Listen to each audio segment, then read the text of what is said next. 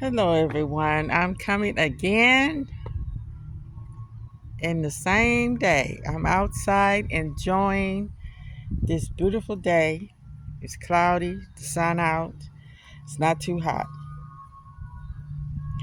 Well, uh, I just want to read a little bit more out of this book, The Falsification of the African Consciousness by Amos N. Wilson. Okay.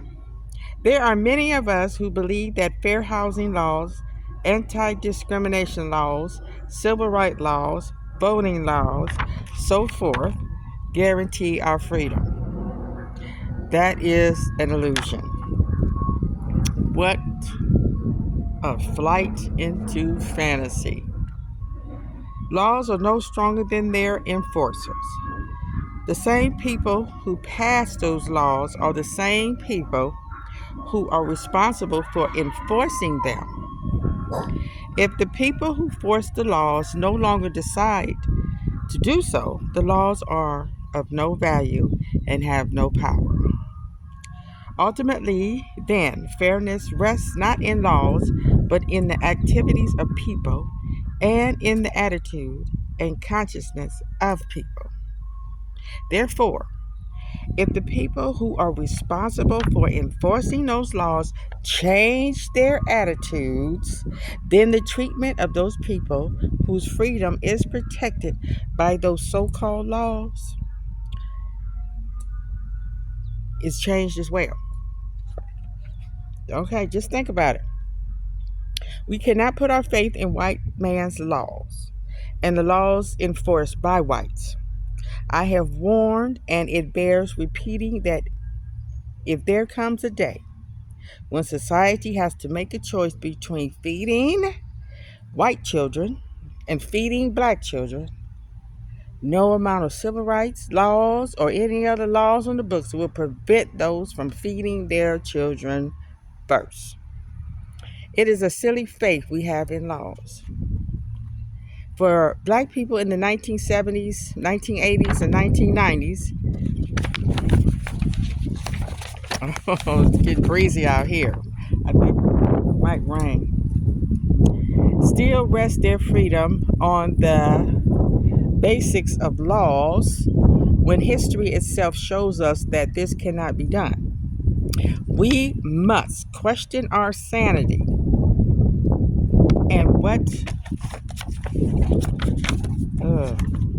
and what we have learned from the study of our history. Once again, we have to learn our history. Back then, 100 years ago, there was a federal law protecting voting rights in the South. Does this all sound vaguely familiar? And there was a National Public Accommodations Act. So the Public Accommodation Law didn't begin with the freedom rides in the 1960s. We had those rights in the 1860s and the 1870s as well. Such, in broad outline, was the racial situation 100 years ago in the 1860s and 1870s, when racism was forever abolished in America for the first time. And it was a short forever. I'll just read other excerpts from Bennett's article. As almost every schoolboy knows, the first Reconstruction ended in a major historical catastrophe that wiped out the gains of the 1860s. As a consequence, it required 100 years and oceans of blood for black people to climb back up to the political plateau that had occupied in 1860 and 70. And I'm going to tell you, it took me a long time. I was old as hell before I realized that it was, you had black congressmen in the 1800s. I'm like, what? Yeah, they don't teach you that in school. We sure wasn't taught that in school. That's why it's important for you as an individual to find this information out. We are in the information world where you can just about get any kind of information.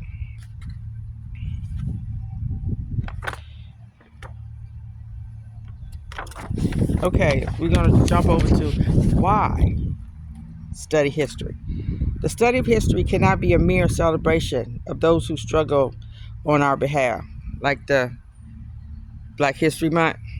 We must be instructed by history and should transform history into concrete reality, into planning and development, into the construction of power and the ability to ensure our survival as a people.